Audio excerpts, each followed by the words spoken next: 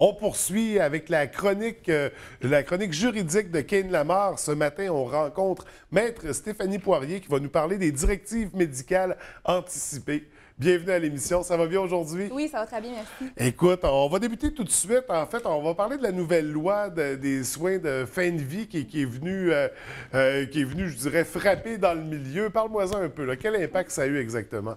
Bien, en fait, comme tu l'as indiqué, il y a une nouveauté en droit québécois qui est la loi concernant les soins de fin de vie, qui a fait couler beaucoup d'encre, notamment dans les médias, dans le domaine médical et aussi dans le domaine juridique. Dans un premier volet, la loi, on en a entendu d'ailleurs beaucoup parler, parle de l'aide médicale à mourir. Donc, elle autorise, sous certaines conditions, d'avoir recours à cette méthode-là. Et dans un second volet, la loi, justement, établit un principe et un nouveau mécanisme plutôt de directive médicale anticipée. Ce deuxième volet-là a autant d'importance, à mon sens, que le premier volet d'aide médicale à mourir. Qu'est-ce qu'on veut dire quand on parle de directive médicale anticipée? Là? C'est quoi ça exactement? Oui, en fait, directive médicale anticipée, ce que ça signifie en pratique, c'est qu'elle permet à une personne qui est apte de prévoir d'avance certains soins qu'elle accepte ou qu'elle refuserait de recevoir, advenant le cas où elle deviendrait inapte, donc dans le futur. OK. Donc, on peut vraiment là, établir des situations prédéterminées, donc des soins prédéterminés d'avance, qu'on accepte ou qu'on refuse de recevoir plus tard. Par exemple, il y a un problème dans ma famille sur plusieurs générations, j'ai des bonnes chances de l'avoir, donc je pourrais anticiper puis commencer à avoir des soins en fonction de ça. Bien, en fait, ce qu'il faut savoir, c'est que les soins précis qu'on peut choisir d'avance, c'est vraiment des soins qui sont vitaux. Okay. Donc, on parle notamment de réanimation cardio-respiratoire, de traitement par ventilation assistée, donc respiration, en fait, de ventilation assistée par un respirateur. Ouais. Exactement. Aussi, les autres soins, c'est justement des traitements de dialyse, donc plus particulièrement pour des gens qui souffrent d'insuffisance rénale. Puis, enfin, on a les soins d'alimentation et d'hydratation forcée ou artificielle. Donc, on peut parler notamment de gavage ou ces trucs-là pour alimenter la personne qui refuserait de le faire. OK. Quand même très intéressant. On a des objectifs, en fait, avec les directives médicales anticipées. C'est quoi ces objectifs-là? Bien, en fait, les objectifs, c'est vraiment dans un premier temps de respecter le principe de l'autonomie de la personne, de respecter les volontés qu'une personne aurait émises. Donc, c'est vraiment un principe qui était déjà établi au Code civil du Québec, qu'on réitère dans la nouvelle loi par le biais des directives médicales anticipées. C'est ça, parce qu'un patient a toujours le droit d'accepter ou de refuser un traitement, l'ambulance, tous les services qui viennent. Exactement. Donc, ça se maintient à ce niveau-là, tant que la personne est consciente. Oui, exactement, parce qu'il faut être apte pour pouvoir faire les directives médicales anticipées. Et justement, il y a une présomption dans la loi qui indique que lorsqu'une personne établit ses directives médicales anticipées, elle le fait en toute connaissance de cause. Donc, ces décisions qu'elle a prises à ce moment-là ont été faites de manière libre et totalement éclairée. Donc, elle est en état de prendre une décision à ce moment-là. Tout à fait. Okay. Donc, c'est très important. Au niveau de la loi, il y a des situations qui sont prévues là, par la loi à ce niveau-là. Quelles sont-elles? Oui. En fait, tout à l'heure, j'ai parlé de soins, donc de 5 soins précis qu'on peut demander dans les directives médicales anticipées. Donc, ces soins-là pourront seulement être demandés dans le cas de situations médicales cliniques. Donc, lorsqu'elles surviennent, ces 3 situations cliniques-là, les 5 soins pourront être demandés. Donc, parmi ces 3 situations cliniques qu'on retrouve, il y a notamment une situation dans laquelle la personne est en fin de vie. Okay. Donc, ce qui signifie que la personne souffre vraiment d'une condition médicale qui est grave et qui est incurable. Donc, à laquelle il n'y a pas de remède possible. Et en plus, que la personne est en fin de vie. Donc, ça, c'est la première situation.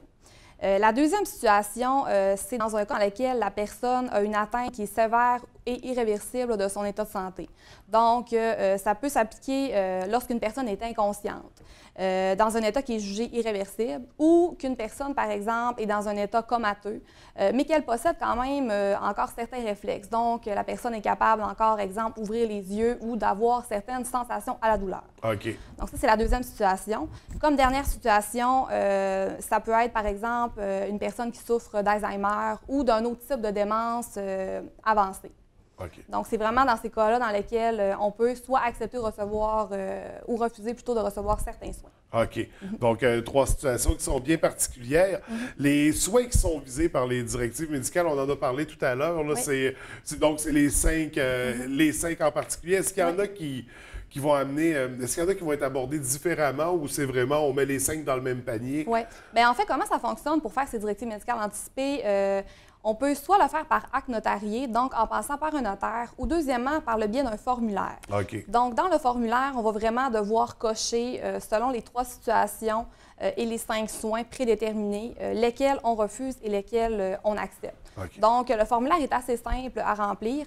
Il est également disponible là, sur le site de la Régie de l'assurance maladie du Québec ou par téléphone en communiquant directement avec la RAMQ. Donc, le formulaire pourrait être transmis aux gens qui sont intéressés de faire ces directives médicales. OK. Ce qu'on doit aussi savoir, c'est que les directives médicales sont contraignantes. Donc, les professionnels de la santé sont tenus de les respecter.